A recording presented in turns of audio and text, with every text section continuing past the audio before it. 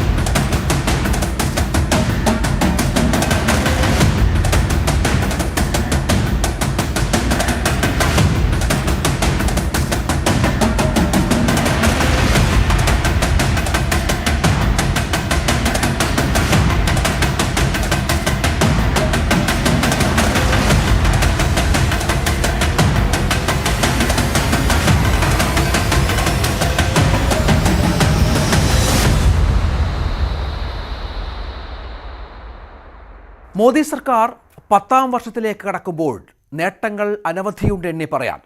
സാധാരണക്കാർക്കായുള്ള പ്രവർത്തനങ്ങളെക്കാൾ BJP എടുത്തുകാട്ടുന്നത് രാമക്ഷേത്ര നിർമ്മാണം തന്നെയാണ്. BJPയുടെ പ്രാരംഭകാലം മുതൽ പാർട്ടി മുന്നോട്ട് വെച്ച തെരഞ്ഞെടുപ്പ് പ്രചാരണ ആയുധവും അജണ്ടയുമായിരുന്നു രാമക്ഷേത്ര നിർമ്മാണം. 2014 2019 രാമക്ഷേത്ര നിർമ്മാണം തന്നെയാണ് BJP മുന്നോട്ട് വെച്ച അജണ്ട. ഈ 2 തെരഞ്ഞെടുപ്പുകളിലും ക്ഷേത്രം നിർമ്മിക്കും എന്നായിരുന്നു അവകാശപ്പെട്ടതെങ്കിൽ 2024 രാമക്ഷേത്രം യാഥാർത്ഥ്യമാക്കിയെന്ന രീതിയിൽ വിഷയത്തെ ഉയർത്തിക്കാട്ടി തന്നെയാകും പ്രചാരണം. ഒപ്പം ജനകീയ വിഷയങ്ങളിൽ മറ്റെല്ലാ സർക്കാരുകളെക്കാളും വലിയ ഇടപെടൽ നടത്തിയെന്ന അവകാശവാദം മുന്നിൽ തന്നെയാണ് മോദി സർക്കാരിന്.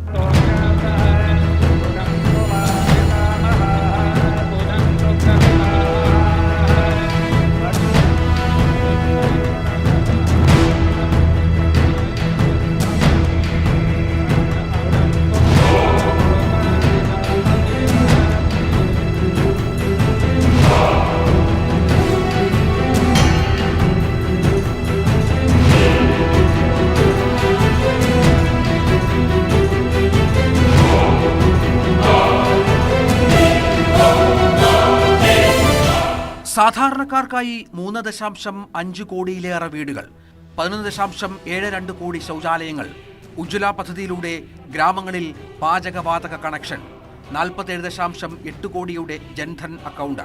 അങ്ങനെ ജനങ്ങളുടെ അടിസ്ഥാന ആവശ്യങ്ങളിലൂന്നിയുള്ള പദ്ധതികളാണ് 2014 ആദ്യ മോദി സർക്കാർ നടപ്പിലാക്കിയത്. ഒരിക്കലും ഒരു സർക്കാരും ശ്രദ്ധ നൽകാത്ത, എന്നാൽ ജനങ്ങൾ ആഗ്രഹിച്ചത് ചിലതായിരുന്നു ഇവയെല്ലാം. അതെല്ലാം ഫലം കാണുകയും ചെയ്തു. തുടർന്ന് നടന്ന തെരഞ്ഞെടുപ്പുകളിലെല്ലാം BJP തരംഗം ആഞ്ഞുവീശി ഇന്ത്യയൊട്ടാകെ കാവി നിറത്താൽ നിറഞ്ഞു.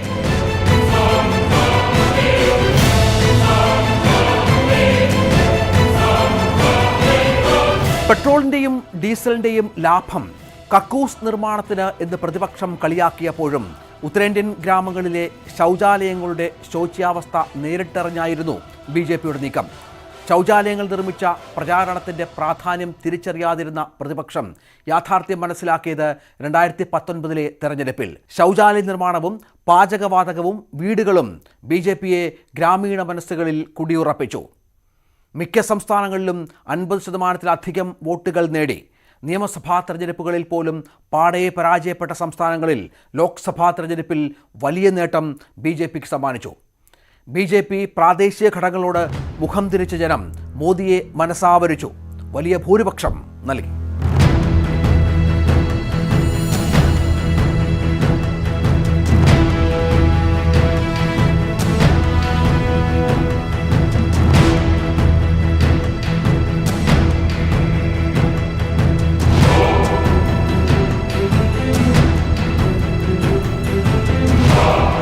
ഈ വിജയങ്ങൾ BJPയെ പുതിയ വഴികളിലേക്ക് നീങ്ങാനാണ് സഹായിച്ചത്.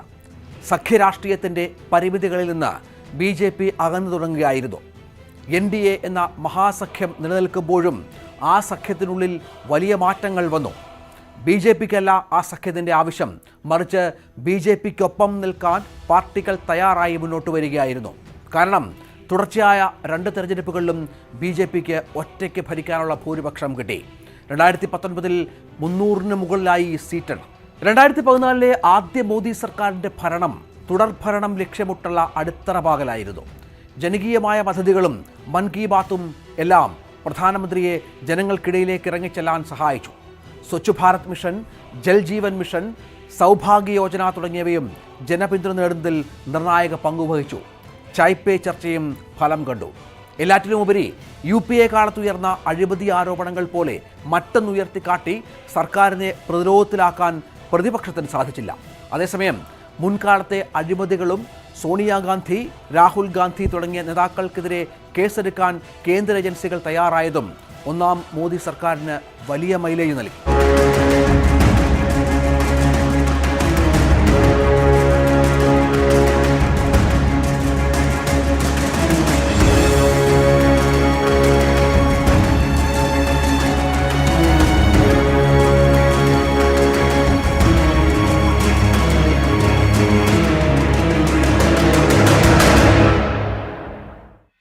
ആരും ഒരിക്കലും പ്രതീക്ഷിക്കാത്ത നീക്കമായിരുന്നു നെഹ്റു കുടുംബാംഗങ്ങൾക്ക് നേരെയുള്ള അന്വേഷണം. അതെ, അങ്ങ് തലപ്പത്ത് നിന്ന് നരേന്ദ്രമോദി പണി തുടങ്ങുകയായിരുന്നു. കോൺഗ്രസ് മുക്ത് ഭാരത് എന്ന മുദ്രാവാക്യം തന്നെയാണ് നരേന്ദ്രമോദിയും കൂട്ടരും ഉയർത്തിയത്. അത് ഫലം കാണുകയും ചെയ്തു.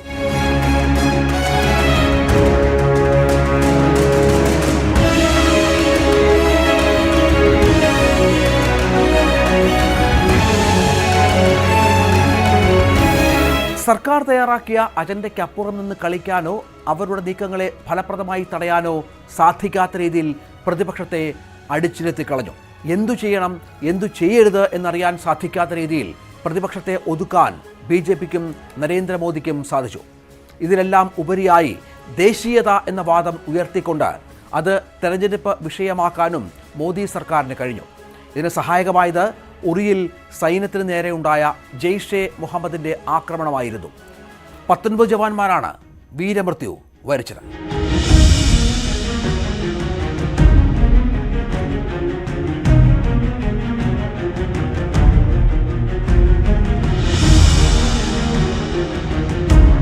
ആദ്യ മോദി സർക്കാരിൻ്റെ ആധിപത്യം ഉറപ്പിക്കാൻ സഹായിച്ച ഒന്നായിരുന്നു ഉറിയിലെ ഭീകരാക്രമണം.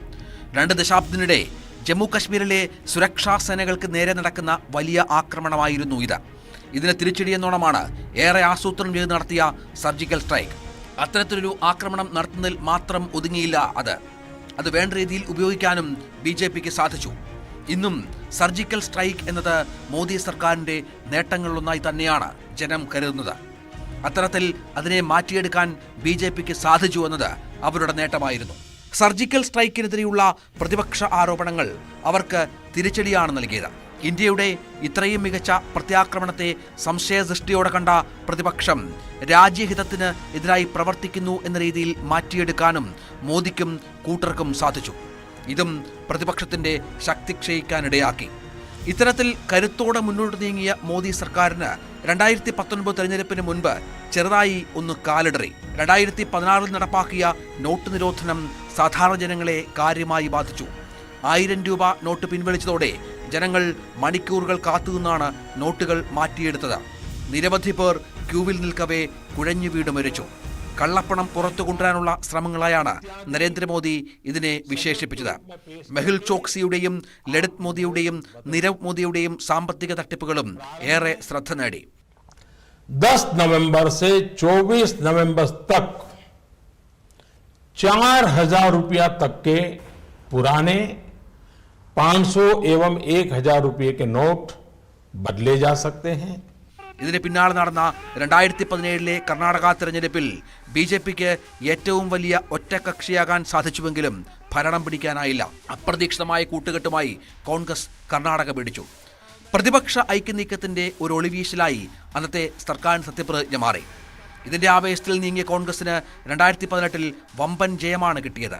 15 വർഷത്തെ BJP തുടർഭരണത്തിൽ നിന്നും മധ്യപ്രദേശ് പിടിച്ചെടുത്തു. രാജസ്ഥാനിലും ഛത്തീസ്ഗഡിലും സർക്കാർ ഉണ്ടാക്കി. BJPയെ ഇത് ചെറുതായൊന്നുമല്ല ഉലച്ചത്. അങ്ങനെ തിരിച്ചടികൾക്കിടെ BJP ഉഴലുമ്പോഴാണ് പുൽവാമയിൽ CRPF ജവാന്മാരുടെ വാഹനവ്യൂഹത്തിന് നേരെ ചാവേറാക്രമണമുണ്ടായത്. 40 ജവാന്മാരാണ് അന്ന് വീരമൃത്യു വരിച്ചത്.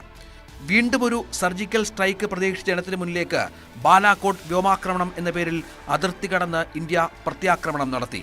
പാകിസ്ഥാന്റെ അധീനതയിലുള്ള ഖൈബർ പക്തൂൺഖ്വയിലെ തീവ്രവാദ പരിശീലന കേന്ദ്രം തകർത്തു. എന്നാൽ ആൾതാമസമില്ലാത്ത കുന്നിൻ മുകളിലാണ് ആക്രമണമുണ്ടായെന്നായിരുന്നു പാകിസ്ഥാന്റെ നിലപാട്. പിറ്റേ ദിവസം പാകിസ്ഥാൻ ഇന്ത്യൻ യുദ്ധവിമാനം ആക്രമിക്കുകയും വ്യോമസേന പൈലറ്റായ അഭിനന്ദൻ വർത്തമാനെ പിടികൂടുകയും ചെയ്തു. ഏറെ ചർച്ചകൾക്ക് ശേഷം മാർച്ച് 1 അഭിനന്ദനെ ഇന്ത്യക്ക് കൈമാറുകയും ചെയ്തു.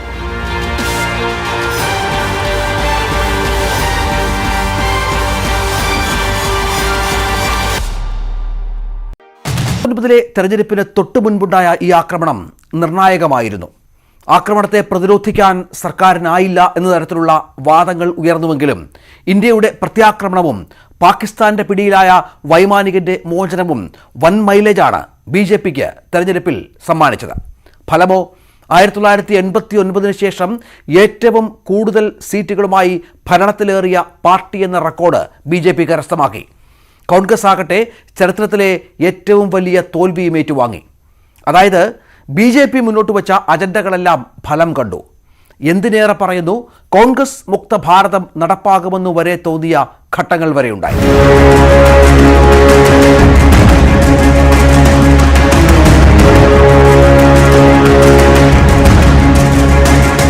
ഒറ്റയ്ക്ക് കേവല ഭൂരിപക്ഷം നേടിയ BJP വീണ്ടും അധികാരത്തിലെത്തിയപ്പോൾ എതിർപ്പ് അവഗണിച്ച് വാഗ്ദാനങ്ങൾ നടപ്പിലാക്കാൻ സാധിച്ചു. അതിന്റെ പ്രതിഫലനങ്ങളായിരുന്നു പൗരത്വ നിയമവും ആർട്ടിക്കിൾ 370 റദ്ദാക്കലും.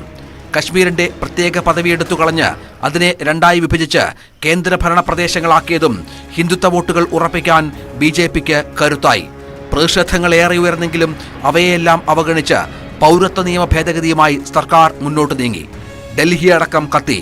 രാജ്യത്തുടനീളം പ്രതിഷേധങ്ങൾ ഉയർന്നു. എല്ലാം കണ്ടിൽ നിന്നടിച്ച് നിയമം നടപ്പാക്കി. പാകിസ്ഥാൻ, അഫ്ഗാനിസ്ഥാൻ, മ്യാൻമർ തുടങ്ങി ഇന്ത്യയുടെ അതിർത്തി രാജ്യങ്ങളിൽ നിന്നുള്ള അഭയാർത്ഥികളിൽ മുസ്ലിം മതവിഭാഗത്തിൽ നിന്നൊഴികെയുള്ളവർക്ക് പൗരത്വം നൽകുന്നതായിരുന്നു നിയമം. പിന്നാലെയെത്തി കശ്മീരിന് പ്രത്യേക അധികാരം നൽകിയിരുന്ന ആർട്ടിക്കിൾ 350 റദ്ദാക്കൽ. ഓർഡിനൻസായി കൊണ്ടുവന്ന് ചർച്ച പോലും ഒഴിവാക്കി അത് നടപ്പാക്കുകയായിരുന്നു. തുടർന്ന് വ്യാപക പ്രതിഷേധം കശ്മീരിലുടനീളമുണ്ടായി. ദിവസങ്ങളോളം നിരോധനാജ്ഞയും ഇന്റർനെറ്റ് സേവന റദ്ദാക്കലും അരങ്ങേറി.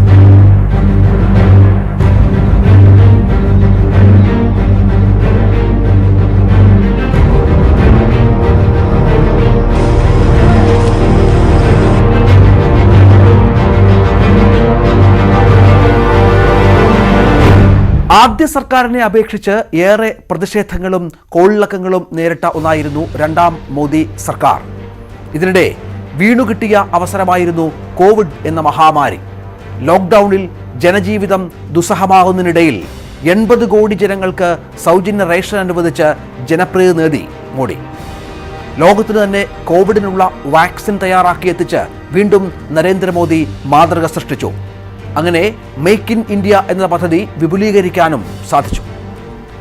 കോവിഡിൽ പല സാമ്പത്തിക ശക്തികളും തകർന്നു വീണപ്പോഴും ഇന്ത്യ പിടിച്ചു നിന്നു.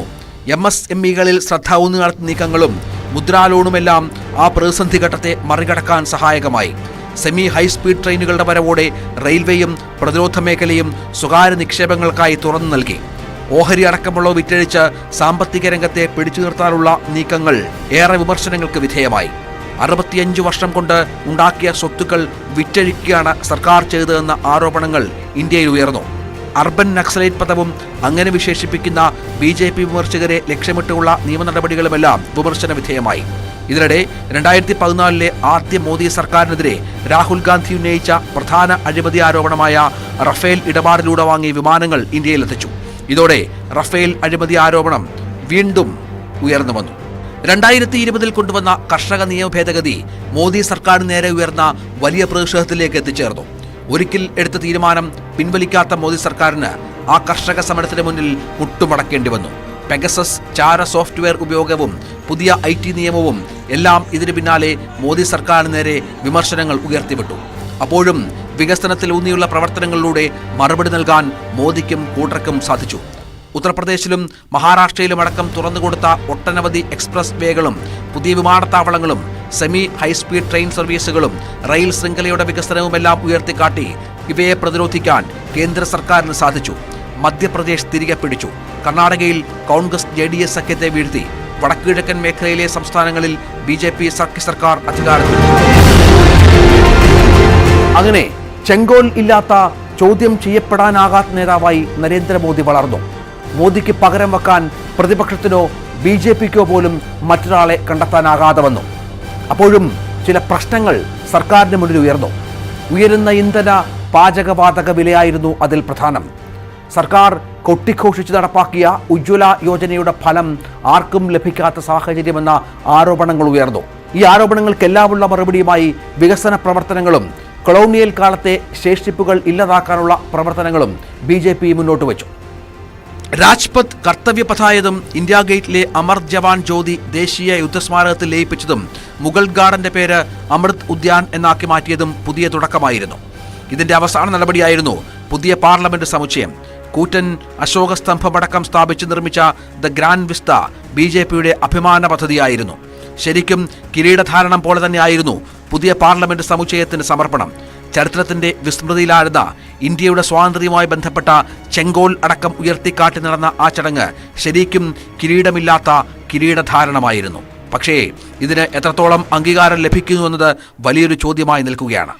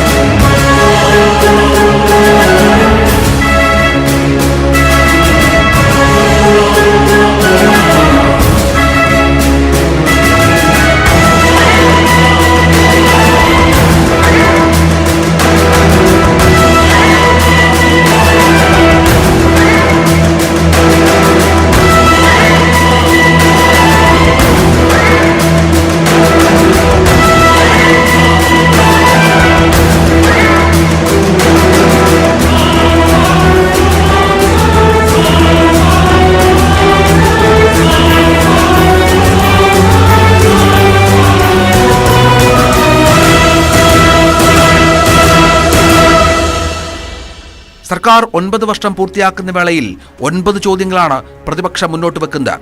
BJPയുടെ നാരി ശക്തി എന്ന മുദ്രാവാക്യം പോലും ചോദ്യം ചെയ്യപ്പെടുന്ന ഈ വേളയിൽ പ്രതിപക്ഷ ഐക്യം പതിയെ രൂപപ്പെടുകയാണ്.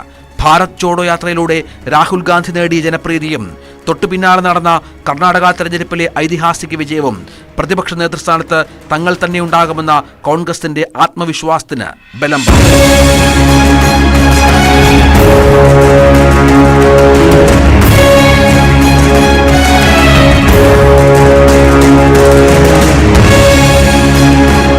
കോൺഗ്രസിന്റെ ആരോപണങ്ങളെ എല്ലാം പാടെ നിഷേധിക്കുകയാണ് BJP ചെയ്യുന്നത്. അപ്പോഴും പുതിയ പാർലമെന്റ് ഉദ്ഘാടന വേളയിൽ ഇന്ത്യയുടെ അഭിമാനമായിരുന്ന ഗുസ്തി താരങ്ങൾക്ക് നേരെ നടന്ന പോലീസ് നടപടി ആ മോഡിക്ക് മങ്ങലേൽപ്പിക്കുന്നുമുണ്ട്.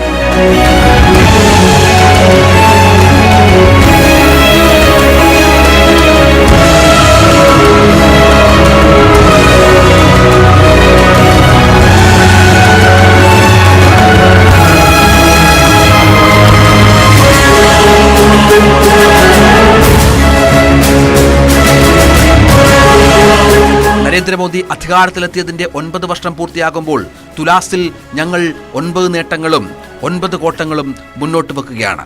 വിലയിരുത്തേണ്ടത് ജനങ്ങളാണ്.